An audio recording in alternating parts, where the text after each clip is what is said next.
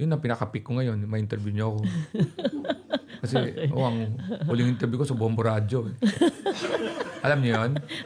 Hindi niyo alam yun, nagbinobola niyo lang ako. Hindi ba? Kahit ako, hindi ko alam yun eh. Nagulat lang ako, in-interview ako eh. Hindi ba yun ang pinakamalaki?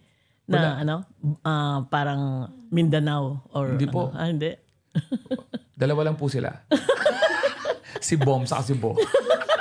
Hindi, joke lang. Pero, ayun, from that point, marami nang nangyari hanggang saging Netflix ako na nag-number 1, which is unexpected.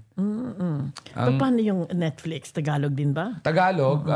Ang originally, gusto ko sanang lumapit ako sa Netflix para i-produce ako. Akala ko, ipoproduce ako. Pero, ayaw na nila mag-produce ng stand-up comedy kasi parang sa Pilipinas daw medyo mahina yan. Pero sabi ko, I will produce it and then I'm going to sell it to Netflix. Pumayag naman sila pero walang assurance. Nung natapos ko, I did it during my birthday show. Kasi pag tuwing birthday ko, meron akong concert sa Pilipinas. Every October, may birthday ako. The-record ko yun. Pinesent ko sa Netflix, nagustuhan nila. Pero ang condition, Asia lang. And Australia, New Zealand.